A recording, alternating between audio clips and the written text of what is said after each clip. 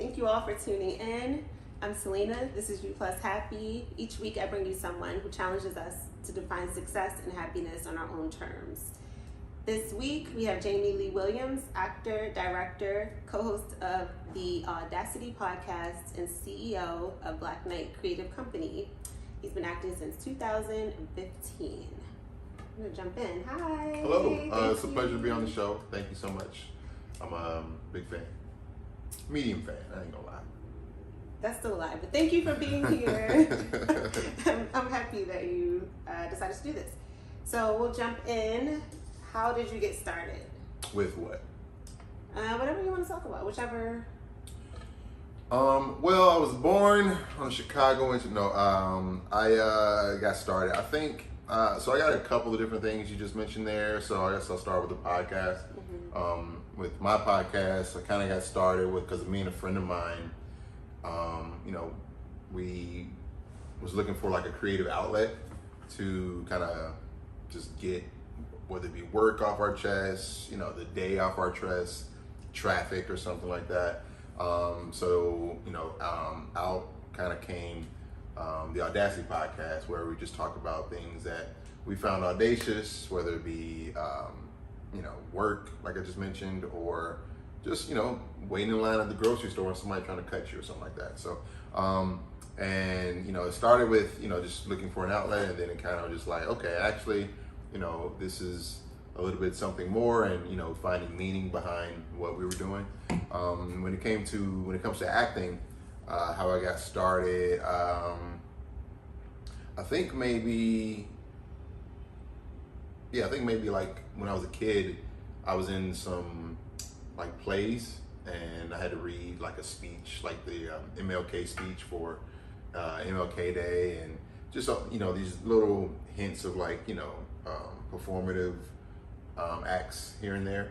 And then more recently, the Black Knight Creative Company, this is a company I recently started where I teach improv classes and coach people in their just different whether it be improv or just even kind of getting to finding ways to help them connect with people a little bit more, and also using improv to teach teams in corporate spaces how to kind of connect and communicate a little bit better. How I got started with that, I had got rid of my own IT job. I was working as vice president for a number of years at a bank, and I just wasn't enjoying it as much as these more creative things and creative outlets that I had.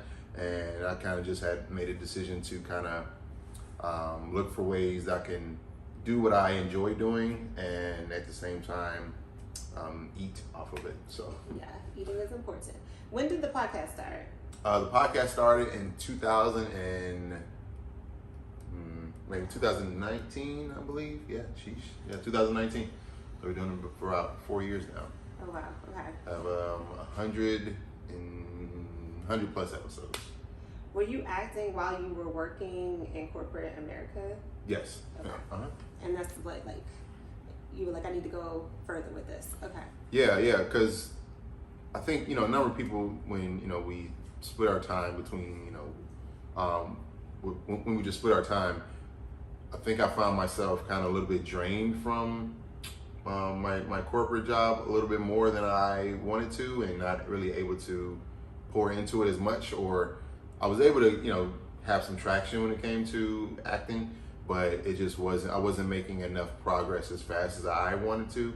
Or so I just instead of kind of going back to a place that I feel like wasn't serving me as much as I was serving it, I was like, you know what, let's kind of flip it and just kind of pour more into what I actually enjoy doing and see what happens. What about directing do you like? What about directing do I like? I think I like, it allows me to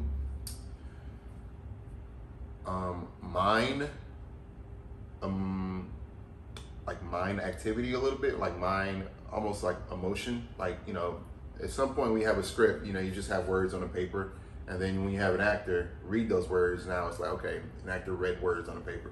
but getting more out of the the actor, or even tuning the lighting, or shooting it from a different position, you get a lot more out of that capture as opposed to just words on a paper. So and I think that's the magic of it, because it's like, before it was just somebody's ideas in their heads, like, oh yeah, I think this could happen and this could happen, and then over time it becomes like a vision that came to life.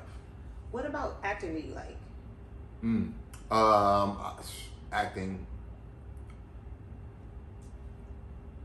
When it comes to acting, it's like the most present I think you can be, because it forces me to listen to my scene partner. It forces me to, it allows me to be completely in tune, if I'm acting well, completely in tune with whatever emotion is occurring, whatever feeling is happening, and trying to put out an honest emotion. And then after I act, the other side, where people see me act, they're able to kind of connect with whatever emotion that I was displaying. So I think delivering something that just wasn't there, I think, is what I love about it. Yeah, as a creative, I think sometimes I struggle with, like, why do I want to do this? And so you had a quick with acting. It's I wonder, like, why do I love this? So, like, sometimes I can't articulate why I want to do it. Mm-hmm. And I think having the why is super important to keep you going, motivated. Yeah. Sure. All right, you kind of answered this, but what was the turning point, or was there a turning point where you realized you needed to take a different path than what was expected of you? Yeah, I kind of answered it, but I didn't answer as thoroughly as possible. But to answer the question, I think last year I was caretaking my dad for the year, or about a year or so, a little bit more than a year, and it kind of made me. It kind of allowed me to kind of appraise different things in my life as far as what was important, and it kind of made me realize how much work wasn't as important as they wanted they wanted it to be for me. So I was whether when it came to taking care of my dad in a moment, or hopping on this meeting to talk about why the performance of this server isn't doing as well as it was 6 months ago. It's like, I have to go do something else. So I think the outcome of that, I kind of focused on, like, okay, well, if I'm going to make a sacrifice when it comes to my own life in order to caretake my dad, then the least I can do is supply as much joy in my life as possible. So when it came to acting, I was doing that kind of stuff, and the stuff I did, the stuff I was doing, I was enjoying, and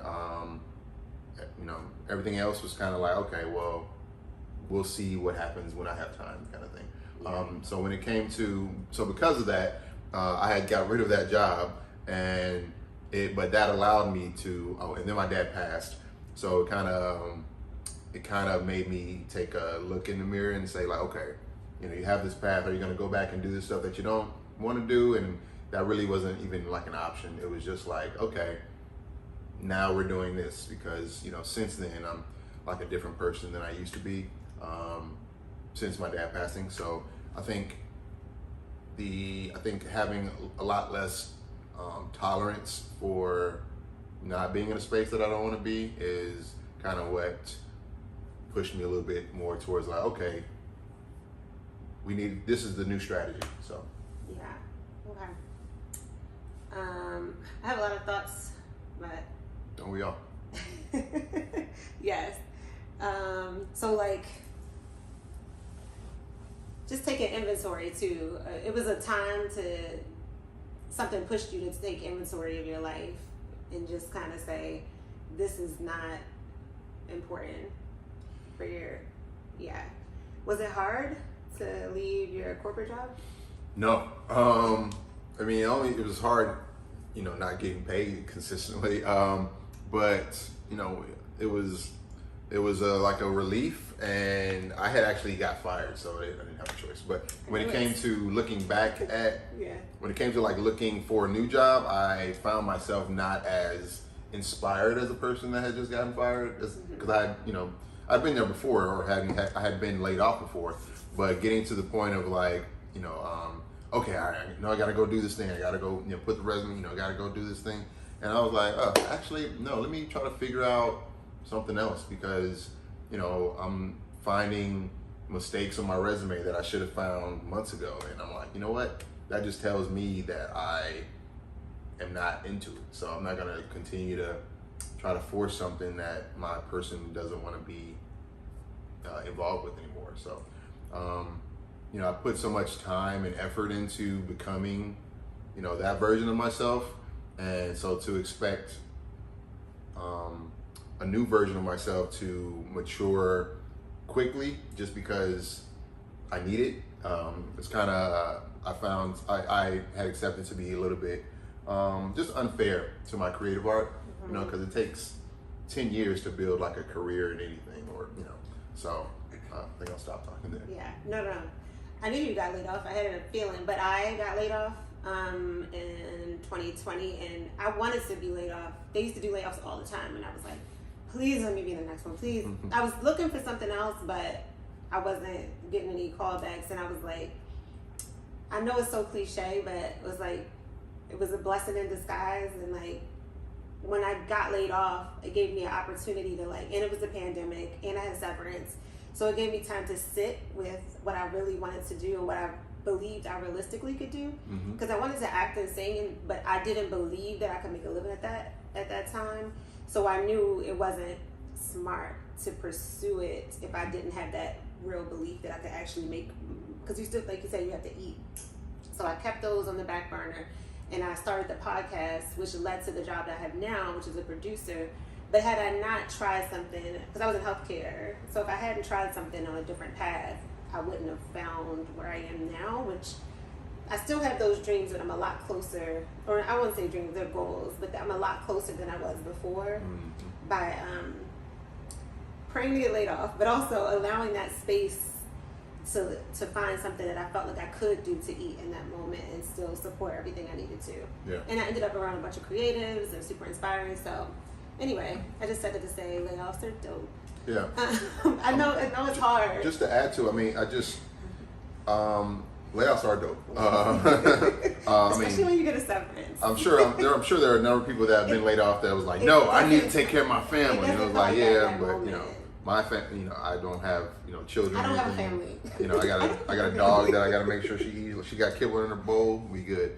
But I think for me, it was more like, it wasn't worth it anymore to act, it wasn't worth it anymore to just be in that space anymore, because they just wanted more out of me than I wanted to give them from myself. Well, I think it takes soul searching too, and being honest with yourself, because when I was in corporate America, I was miserable. Like, it was literally like soul sucking work for me. It was nowhere near in alignment with who I was or who I wanted to be, and it was 100% a different person I had to be to show up in that space. And I knew it was really starting to affect my whole life. It was affecting my self-esteem. It was just, I was embarrassed by the title, even though I was being paid well. I was embarrassed because it was so far away from who I am. It wasn't authentic in any way. So I think that's another layer too. I took a huge pay cut to be in the role that I'm in now, but it's worth what it's done for my spirit, my life, and basically my life. And like I said, it was also important for me to be around creative people, because it's like, you're going to become who you're around, whether you like it or not. And so being in that space with other creatives is like constantly giving me hope and constantly keeping me motivated. So that's another part too. I know that some people don't want to be laid off, and then but there's nothing you can do about it. So you got to make your next move, right? No matter which way it goes, you got to accept it and just roll the punches. Yeah, and I know it can be hard, but for me, it was like, I think being around more and more leading up until me getting laid off, being around more and more people that got it, as far as, you know, like you just mentioned, you know, wanting to do this thing, but, you know, there's so many, you know, seemingly, you know, gatekeepers that say you can't do this thing until you do all these other things. Yeah. You can't, you know, be on this blockbuster movie until you get a headshot, reel, you know, blah blah blah, all the other, you know, steps that it takes. But being around people that do that and or that know that and kind of get what we don't have to explain, or we can even talk about, oh man, I don't know, like a really good friend of mine, he's an actor, and he had got fired, he had got laid off like the week before I did, and I was like, oh man, it's gonna be all right, man. This is exactly what you wanted. You good. Oh man, I'm jealous of you, bro. Like, you killing it. And then I got laid off. I'm like, bro, what the hell? This is some bull.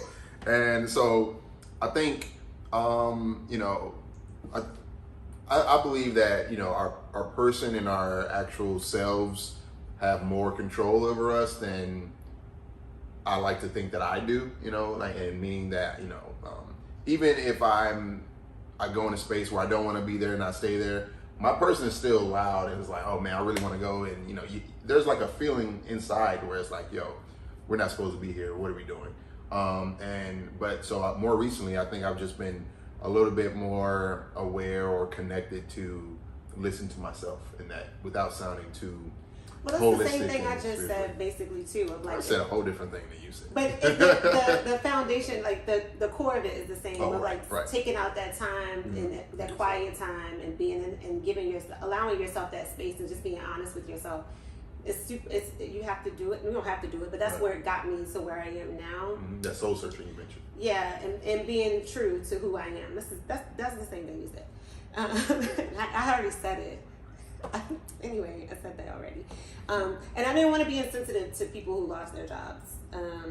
But I don't want to, but I was. I'm sorry. What y'all broke at? No, I'm joking. No, I don't know if that's y'all not. cuss on this podcast. I do cuss a lot all the time. Have there been any challenges along your journey? And if so, how do you push through?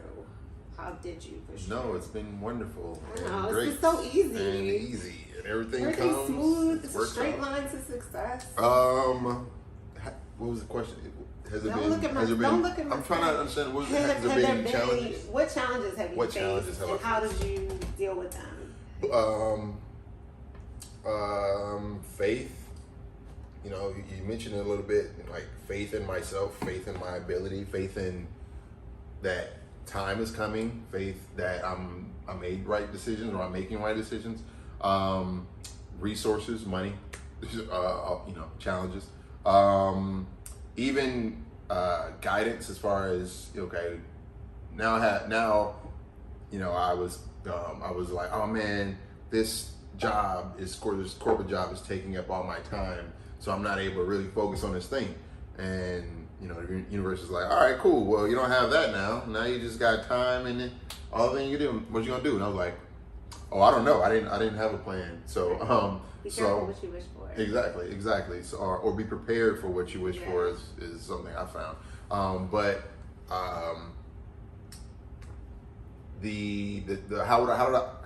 I dealt with faith, for example. God, really, honestly, and just be like, all right, now you got me here.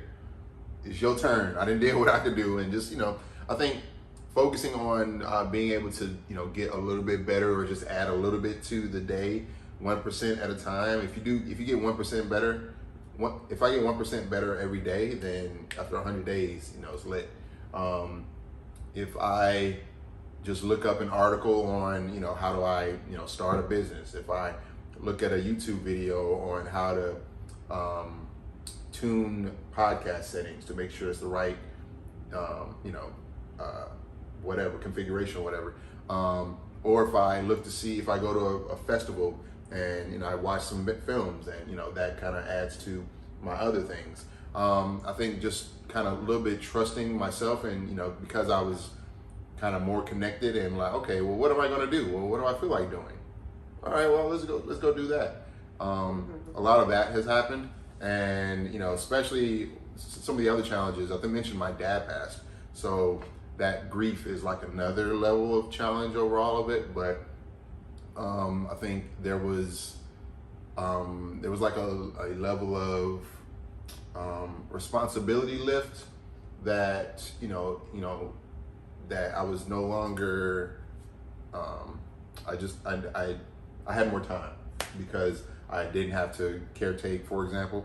I'm like, okay, now I can do all these things, and I'm moving around and doing this, doing that. And then another challenge I found was overextending myself to people who didn't value my time as much as I did. Like even outside of corporate, because people were like, hey, can you come do this project for me? Hey, can you come do this thing?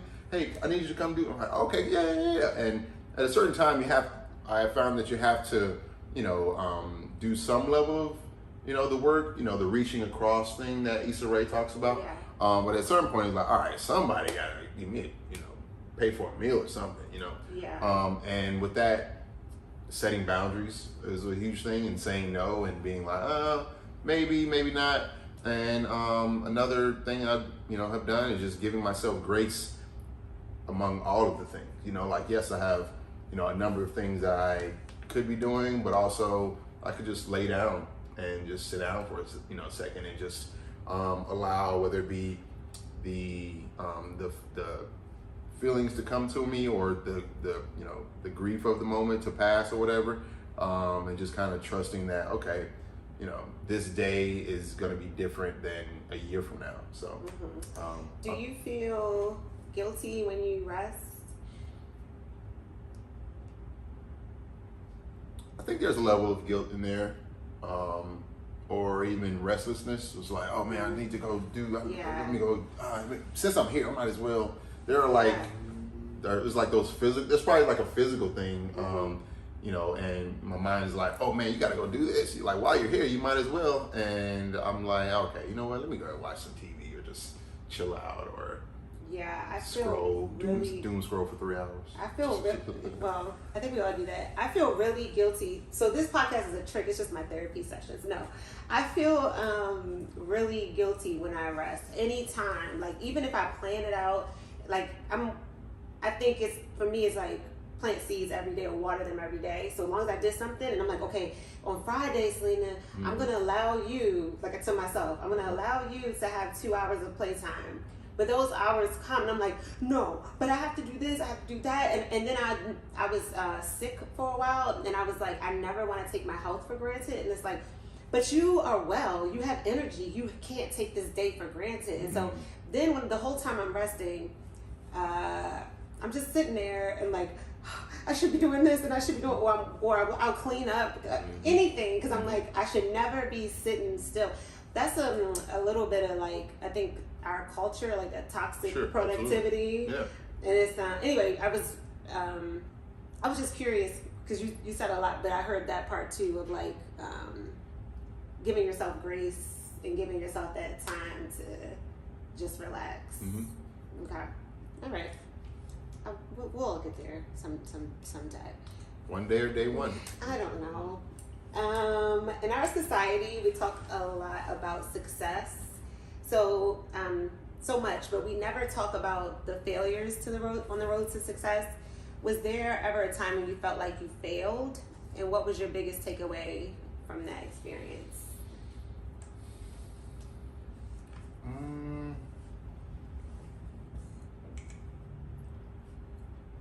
In the past, you're asking, like, or is there a time now that I look back and I'm like, that was a failure?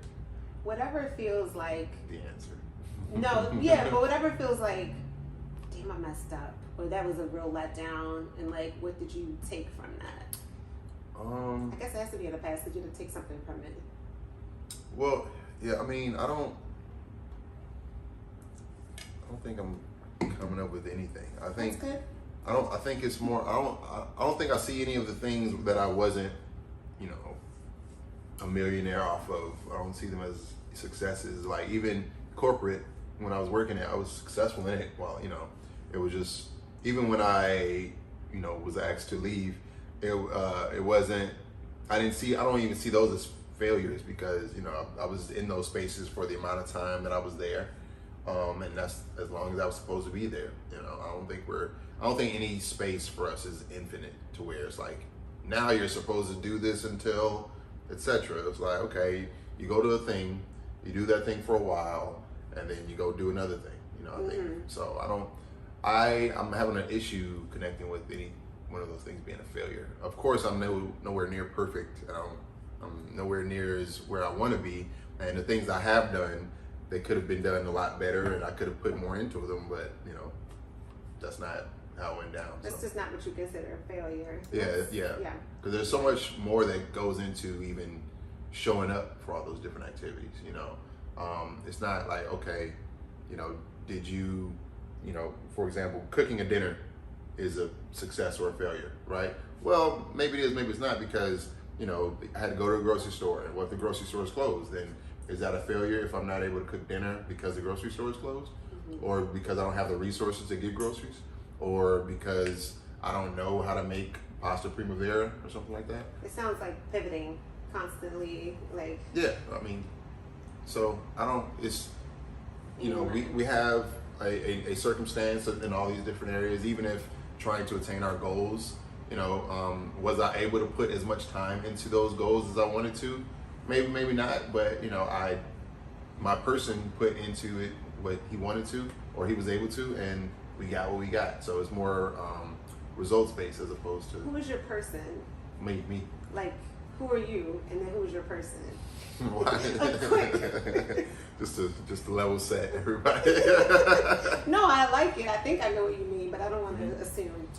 It's like almost like a subconscious, I guess. Like my inner self, like, you know, if, you know, it's the person when, you know, you're in a relationship and you want to break up before, or, you know, you talk about when you're working, you know, in corporate, you know, if you're in corporate, you're like, oh man, your person may or may not want to be there, or your person could love working there and, you know, have aspirations to be CEO or CIO, whatever of the thing. Is your person the truth? That's a good question. Let's see. I think my person is my feelings about the truth. Okay. Does that make sense? So, and then who would that make you? Oh, I'm just here for the ride. You're just... I'm just the vessel? I'm just the vessel who allows the person to do whatever they... Do you think some people are not... A lot of people are not. They don't know their person, or they're not attuned with that person. Yeah, we don't, like, I think society forces us a little bit, or not forces, it conditions us a little bit to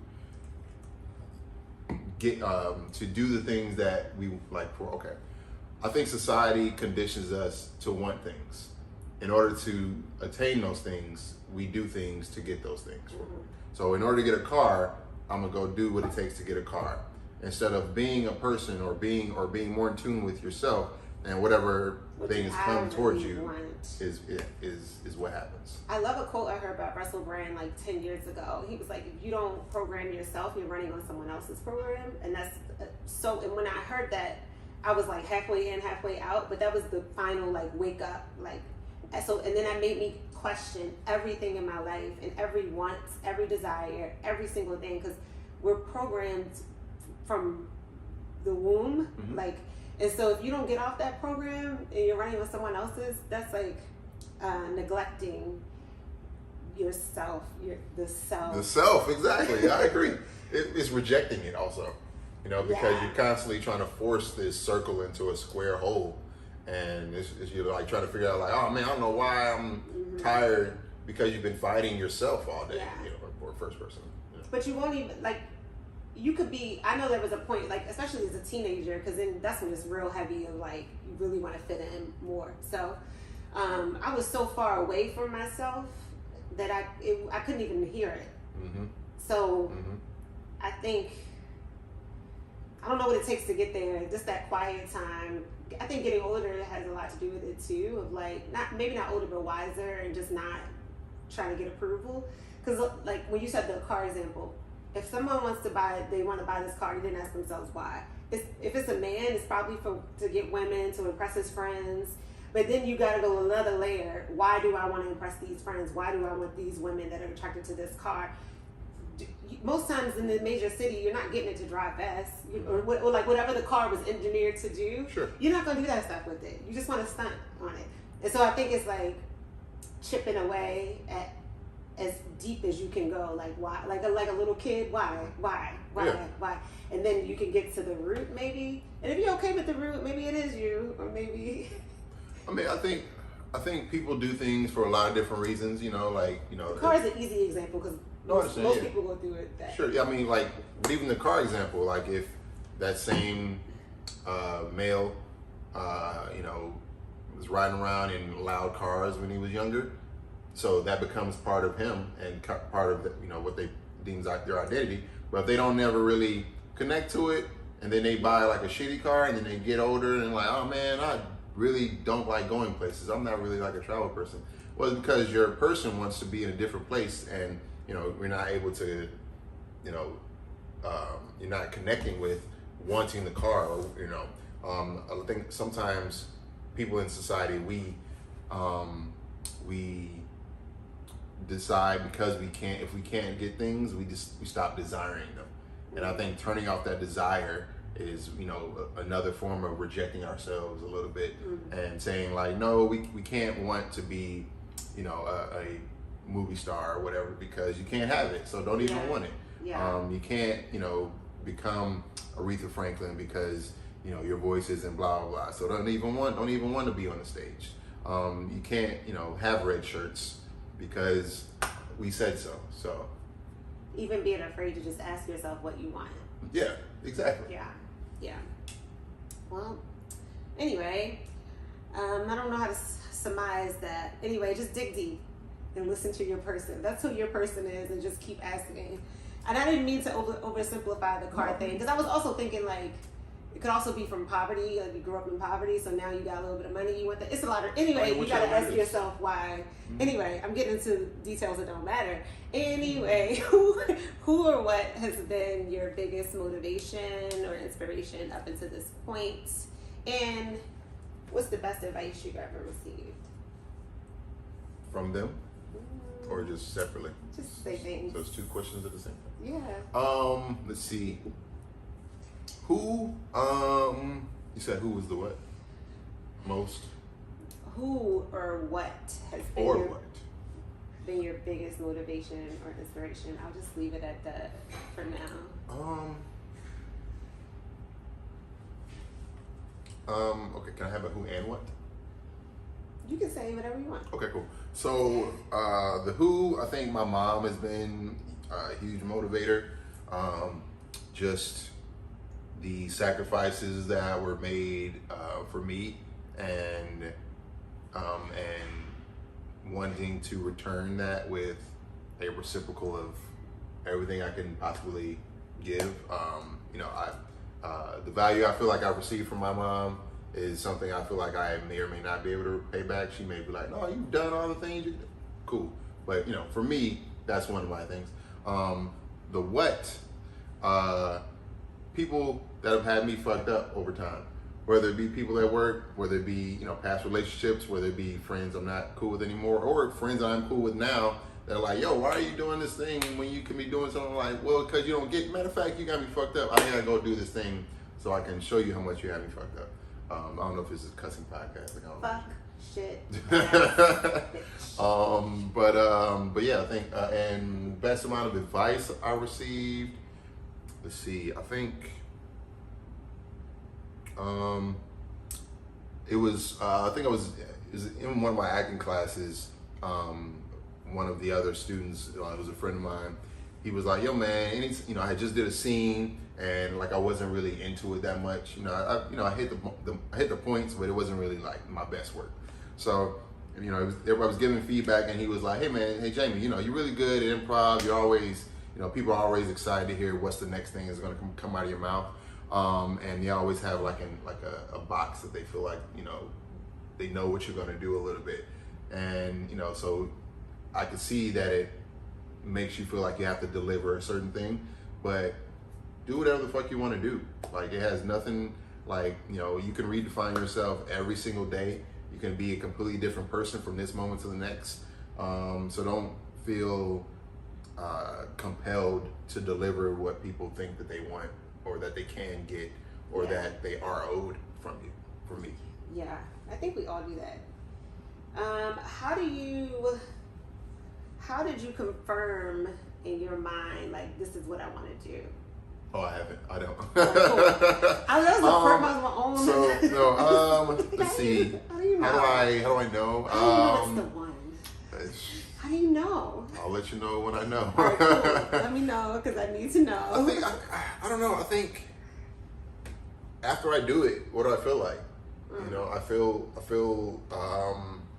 like I want to do it again. I feel like, you know, even when I'm tired and I'm doing it, I'm like, yo, oh yeah, I want to quit. Oh, okay. I mean, I guess, yeah, we probably do need to eat. It's been 24 hours. So I think, you know, anything that drives me to be like, okay, yes, I can do anything in the world, but I'm going to stop all the things I could be doing and I'm going to go focus and go do this thing. It takes priority. It wins. It wins. It beats out everything else. Yeah.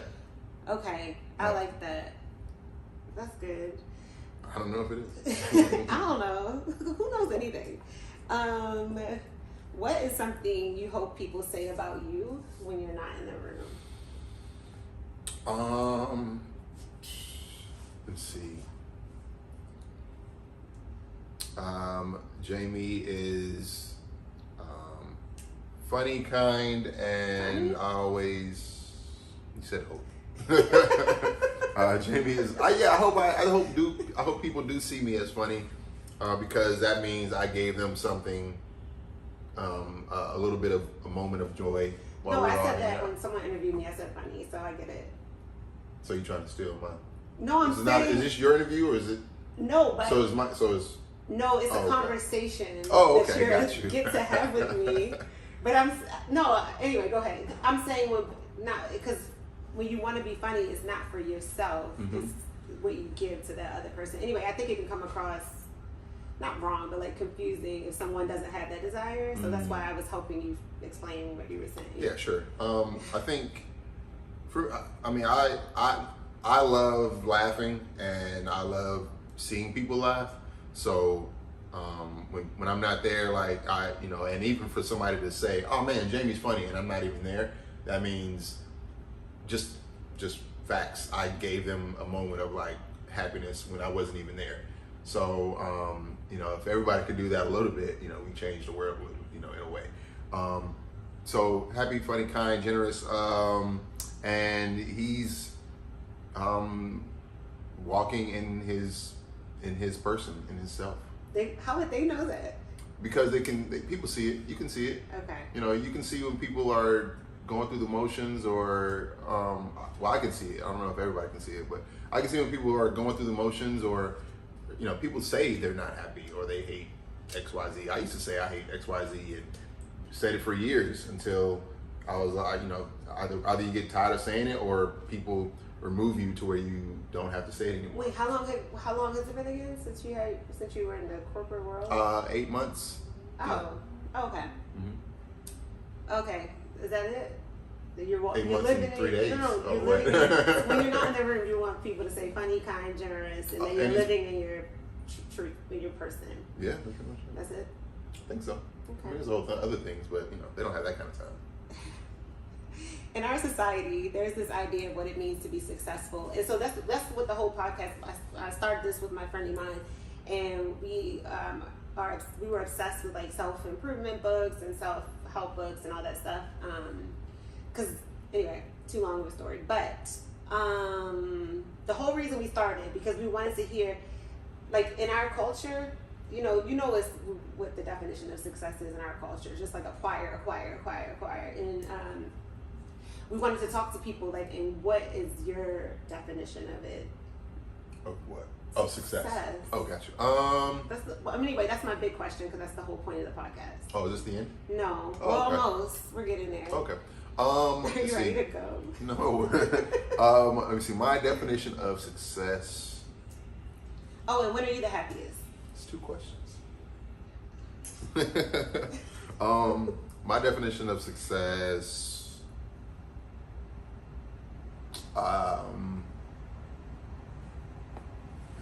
think it's, I don't know. I don't even know. I mean, if time isn't real, is success real? That's what I think. I think I'm having the same blank when it comes to the failure question, honestly. Because I'm looking back to see, what successes I've had. I can have a success, but does that make me successful, or is that just a thing that happened in time? I don't know. I think I don't really connect with the idea of success that much, because then I'll be what's the word, obsessed with success. Yeah. And people's idea of success in the world or society, like you mentioned, is already a little bit flawed because of the programming that we've had. Not to get to Hotep or whatever, but I think it's like, I'm not really focused on success as much as I am enjoying and doing things the right way, and whatever feels right is what I feel like is the right way. And if people leave an interaction with me and they feel good, or if I do a thing and they find value out of the thing I did, wonderful. But I don't know how I would define that. I don't know if I can. I'm sorry. No. If you were, I'm not trying to make you define success, but it's say like you're however long you want to live, like however long, like say you're 105 and you're in your deathbed. What do you think? That's like unrealistic, because you don't know how you're gonna feel at that time. But go ahead. But like in that moment, what do you think you would be the most proud of?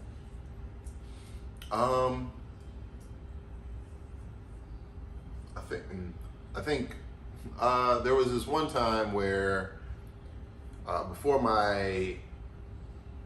so I'll just do this. So there was a time where before my dad passed, I would I would text him every now and then, text him like a random question or whatever, and he would send me a random answer.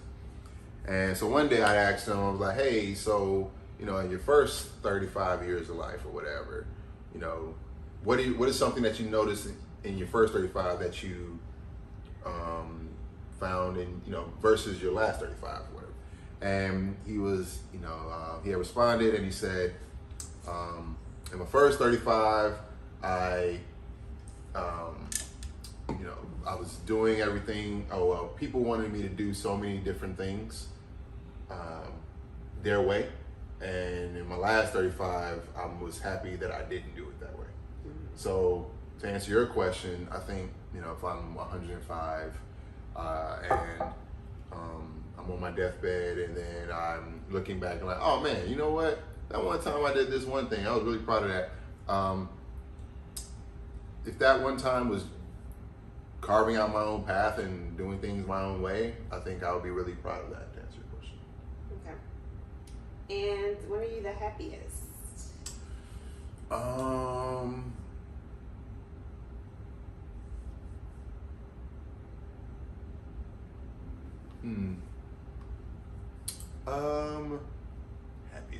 Happiest is, while it is like a fleeting emotion, I think I've been the happiest over the last 8 months than I've ever been. And I know that's like, okay, but what times throughout the 8 months? It's because I'm more of my full self, and I have less of unhappiness in my inventory. Yeah. That allows me to, already set, have a higher, like baseline. Yeah. Happiness is a trite word, and I'm gonna change the way I word these questions, but I think it's more of the time that you feel, but that's really the answer of like when you feel like your most self, like the most the activities that feel the most in tune with yourself. And I think it can even be when you're laughing or with your friends. I'm not giving you an answer. No. I mean that is it. You're right though. It's like, when I'm laughing, making people laugh, or in a state of just motion, like not going somewhere or traveling, but like where like energy is kind of flowing around, and I'm connected with my most self because I'm talking with the people that I love, or I'm doing something that I love. So I think doing the things I love, hanging with friends, acting, writing, doing the podcast, showing people showing people a little bit of themselves that they didn't know was there when it comes to like, coaching improv and, coaching students in the acting space. So just doing all those things. Did I cut you off? No. With this hand gesture? A little bit. Go ahead. I don't know what it was. Because I just got it. It's really so cliche. It's when you're in the moment. It's when you're present. That's all we're describing. Because I'm thinking no thoughts. Like when you're in that moment, you're not having thoughts about the past or the present unless they're going to help you do whatever you're trying to do in that moment. But that's basically, anyway, I had an aha moment. It really is be here now. Absolutely. Yeah, like I went to this famous yogi guy. His name is Sad. I'm gonna kill his name. I'm not gonna start it. But he was basically just saying he had a discussion the other day, or a like a round table thing I was at, and he was saying, do this or don't do this, be happy or be not, but just realize like, there is no. I'm butchering his quote, by the way, but it was basically that, like, just being in the moment is the most you can possibly be, and a lot of times we get caught up in our anxieties, and that makes us think about all the other things around the world and the things that are pushing us, things that we're obsessed with, our failures, the things that, we feel like we're supposed to be, time, and it's like, none of that's real. What is real is this moment here and being, in tune with your space around you, and so I agree with you. I think I just got it. All my episodes. But it wasn't because of you, it was because of me thinking. What? No, I'm just joking. Okay. Okay, I have a few more questions and then we'll wrap up. Are you good? If I wasn't, I would stop. Oh, okay. No, I'm good. Okay. Real quick, I was thinking about this yesterday. What do you think about this quote, that quote that's like, if your dreams aren't big enough, if your dreams don't scare you, they're not big enough? What do you think? Because when you were describing happy moments of like anxiety and fears, so if you're going to go do something that scares you, that's anxiety and fear, but it's something that you want to do, so you push through it. What do you? I don't know. Just what do you think about that quote? I think it's valid, but I mean, it could minimize fear a little bit. Like, it's like, oh, if you're not scared, then you ain't really. You need to set bigger. Like, well, I mean, if you hear me say I was scared though, so I mean, why we do things, why we don't do other things, why we overcome some fears and not others. Those are choices that a person decide to either cross the street or not cross the street. Some people don't, step off that block until they never do. Some people don't never step off that block. Other people cross the street and go to the other side of town. And as first person, I decide to uncover myself and kind of, dig into like, okay, what is it that I want to do, and just be a little bit more every day. As long as I'm being, then whatever is supposed to come will attract itself. Well, I will attract it. And I'm trying to, while I have my goals and I have the things that I want to do, and I want to get better at, being an actor. I want to get better at being a director. I want to, push my business towards, X amount of revenue, all these other things. At the same time, just allowing these things to be, and they'll be whatever they're supposed to be, and whatever other goals or dreams or things that I want to do that I hadn't accomplished or I'm not working towards. If I'm not being what it takes to attain those things, then I may never get them. So I think that's just I think that's the luxury and the curse of not being connected to those things, or it's the luxury and curse of being in the moment, is that you don't get some of the things that you feel like you want. First person, yeah. Okay. I don't know if those words make sense with y'all. No? No, I think they did. I zoned out a little bit. Me too. I know. No one was here. We weren't here. We weren't being in the moment. That's what We happens. messed up. I just had so many thoughts that I zoned out on one of mine. Anyway, because I was thinking about, like, do you read books? Do I know how to read or? No, I know I would imagine you know how to read, but do you know how to? I mean, do you read books? Yes, I read books. Like every day, or like, is it a regular thing? Is what I'm asking. You mean like somebody's schedule, or like, oh man, who finally has time to read? No, it was just like, because you were talking about your person and spirituality and stuff, and I was just curious of what kind of books you read. Oh, got you. No, I don't really. I mean, I purchase a little, some books about a little bit of books about everything. But I don't have like a library that I get my connection to my own spirituality. I don't. Or like anything like that self-help. Like I talked about my favorite subjects. Yeah. So I usually mostly read nonfiction. So like not just self-help books, but like things about acting, or things about directing. Even like that yogi I was telling you about, he has a book about being. And there's I think right now I'm reading a book called The Pathless Path. So it basically talks about this kind of the idea of carving your own way and not having, while there is this path that we're on, stepping off the path and walking into the road or the in the woods and kind of carving out like, okay, how am I gonna accomplish this thing? Sorry, I'm not sure what that is. Hopefully it's not important.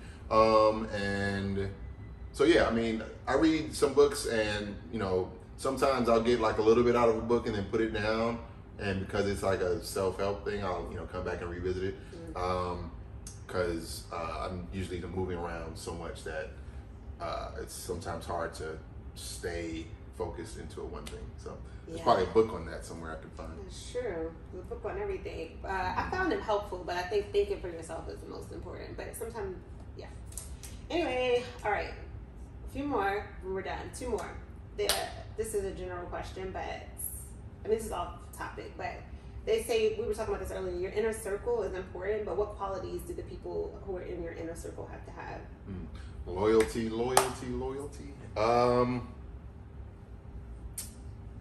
I think compassion.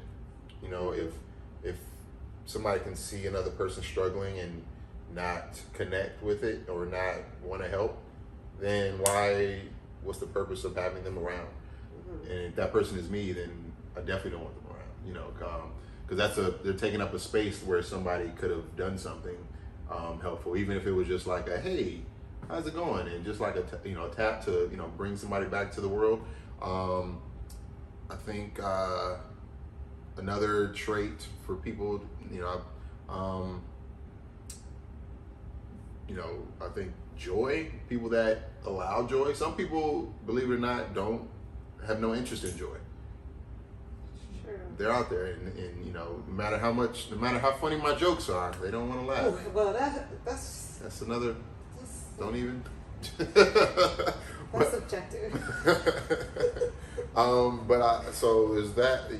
There's that, and I'm looking at I'm thinking about the people that I do keep around me, but I probably should just think about the people that I would allow into my space now, or people that I wouldn't allow. But so I think people that don't seem authentic. Authenticity is a huge thing. That's connected to being in the moment, being your full self all the time. And if you're not your full self, and you're hiding and you're somebody else other than that, then I need you even further away from the people I don't need close to me. So yeah, okay. Do you feel obligation to people that you've been friends with that don't possess those qualities, but those weren't the requirements when they got hired? Right. But the job descriptions changed. Do I feel an obligation? Because you said loyalty first. Right. So not an obligation, but I think because the boundary is available for me to set, like, you know, I'm not gonna go into all my different friendships and say like, hey, if you're not loyal from now on, you need to get the hell out of here. No, it's more like if they do something that, you know, crosses any of those boundaries that I feel are valid, then it's like, okay, well, you had your chance. That was, you know, you like it's I don't need everybody that I've ever met to be with me for the rest of my life. Yeah. And it's not even it won't be helpful to even expect that. I'm not saying, you know, I'm fine with repairing relationships where needed, or repairing friendships where needed. But, you know, even when it comes to family, like, you know, some family have to keep them at a little bit of distance because, you know, they'll shit on your dreams just like an enemy would. And, you know, because we have that obligation on family, or people have a perceived obligation to family, you know, we'll keep those poisons around us. And it's, you know, it can, you know, just not be a good situation. So, yeah. No, I think, but also ready to pull people's membership card. At any time. Damn, cold world. Anybody can get it. Damn, that wasn't in their contract. You know? Have you ever found yourself being a hater? Mm-hmm. I was a hater at one time. That's fine. I was like, yo, I'm the problem. Mm-hmm. I didn't say that, but No, but I think it's a good self-awareness, because when people talk about haters, nobody is listening to the song. We're talking about like, yeah, I'm a hater. Like, we need something like that. Somebody need to make a song for the haters. For real, like, just call yourself. Look at this nigga with new shoes on. Oh, N-word, sorry. It's okay. But no hard R's. We're fine. Yeah. Anyway, just okay. I'm glad you know that you're a hater. No. That wasn't the question. It was, have you ever found yourself to be a hater? Have you had thoughts that could poison someone else though about them, but you didn't say them? Because you said, like, when you say some of your family can be poisoned too, like share your dreams. Have you shit on someone's dreams in your brain? I'm sure somebody probably feels that way. I don't take inventory like, oh yeah, that's that moment where I told him he couldn't make it. Scandalous talk show. Who have you heard? Right. I'm sure maybe. I mean, if somebody had dreams to be, you know, like a model, and I said like, oh, you're not as cute as you could be, or something like that. Not that I've ever said that, but I'm saying that could be an example of, you know, being a hater, you know, being a poison. Yeah. I'm sure somebody's probably removed me from their space, and you know, it is what it is. One of the best things I heard, they were like, if it takes something that small to get you off the path, like, of your goals, you weren't gonna make it anyway. If you care what Jamie says, A hater wrote that. No. If you care what Jamie says, you better never gonna make it anyway. Hey, were you really even invested in it? If I could just throw you off of it like that? Yeah, no, they weren't. Okay, this is my last question. What piece of advice would you give to listeners who might want to do what you're doing? Do not do this. Yeah, for real. Not even joking. No, not even joking. Advice? Who am I to give advice? I don't know. Tell your younger self something. Little shamey. Man, I would tell that guy. Let me see. Nobody says you couldn't do it. You know. That's so good. You know, I think we always get caught up in like, oh, I can't do this because of that. It was like, okay, well, who said that? Did you say that? Because that's what you need to fix first. And if you're the one that said that, then you need to figure out who told you that and start there. You know, there are people working in all industries over the whole globe. You know, why can't you be any one of those people doing that thing? And you know, the stresses that you have can be the stresses of the thing that you like to do, as opposed to the stresses of the thing that you do not care to do. There's a way to, you know, there's a path to doing all the things, and sometimes there's not a path. That's where you get off that path and make your own towards whatever it is that you want to do. So nobody told you that you couldn't do it. If they did, don't listen to them. They don't know. Well, I think about Jay-Z a lot. Everybody want to tell you how to do it. They never did it. That's one of your quotes. But what I thought about earlier in that is to what you just said, it's gonna be hard anyway. I say that all now a lot. No matter what you choose, it's gonna be hard. Life is not easy. There's no easy way out. There's no easy way through. So like, you might as well suffer for the thing you want. Might as well. Because you're gonna suffer anyway. Life is suffering. You gotta pick your heart, you know. Life is very hard all the time. You good? No, I just wish I had known. Because when I was younger, I always wanted to act since I was little and sing and all that stuff. But I thought when I was in my 20s, picking what I was going to do, that doing the safe, I thought there was a safe path. And then I pursued this path, and I just wish I had thought, because that was hard. And if I would have saved myself a lot of time, I mean, you can woulda, coulda, shoulda, don't know what would have happened, but I'm just saying, I do, in hindsight, it's not a regret, but I do wish I had just gone from the path I wanted to go anyway, instead of trying to go some fake easy route that doesn't exist. So yeah, that's like really important for people to think about. I definitely can relate to that. And I also think about it sometimes, and I'm like, well, what if I would have did it earlier, or gone and did the thing earlier, and not been as resilient as I am now. I was thinking about that. And the first time I felt a challenge, then I would see that as a failure, and then be like, okay, well, I guess it wasn't meant to be, and then go doing some other thing. I really get how. So I think this current stage, and just being like a little bit naive helps. Ignorance is bliss. Ignorance is bliss. The less fucks you can give is more ideal. So I think that's what I got. Yeah. What did you just say before you said less fucks to give? Oh yeah. Oh, I would have. You know how these celebrities have mental breakdowns and stuff. Like, yes. I would have, if I had made it in my 20s and what I thought making it was, man. I would have had multiple mental breakdowns. I would have some Robert Downey Jr. shit. I don't know, some Britney Spears. Strung out on drugs. I would have 100% been on drugs. I would have came back as Iron Man though. I would have you can have the redemption story. Still would have got it. But hey, man, whatever it takes. I don't know what drug addicts. Females have a redemption story. I don't think we can't be Iron Lady. It's older of us. Yeah, it would have been a mess. I'd have ruined my whole life and my family. Yeah. And then if I made it big now, I would know how to tame my family. They put Selena in a conservatorship. What is it? What's the word? Not what you said. What is it? Conservatorship? Yep.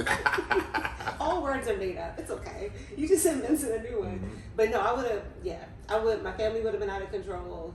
All that stuff. Anyway, that's fine. That's it. Do you have anything else to say? This has been a great podcast. I've enjoyed it. Thank you for having me on again. You guys can find me at Say Less Jamie, Jme. Are you going to say this, sir? No, go ahead. Okay. You guys can find me on Instagram at Say Less Jme. If you're interested in any improv classes or bringing me in to coach your your corporate teams, or just kind of want to see, where we can work together, you can email me at Jamie, Jamie, at bkimprov.com. And you can follow my podcast at The Audacity, JME, and Warren on Spotify and all the other places where you get your podcasts. I'll put it in the show notes too. Oh, okay. So we can. I just wasted some. Okay, you didn't waste any time. That's all good. Some people are like audio learners and they weren't going to look at the show notes. Anyway, thank you for sharing your time with me and inspiring our listeners to redefine success for themselves. And thank you, listeners, for listening and tuning in. Remember to like, comment, and share this episode, and please leave a review. We really appreciate your feedback. And also subscribe to the You Plus Happy podcast, and it's available on YouTube as well. See you next week, and we asked our guests to say our tagline, which is, we'll show you our definition of success if you show us yours. Oh, okay. We'll show you our definition of success if you show us yours. Yay, we did it!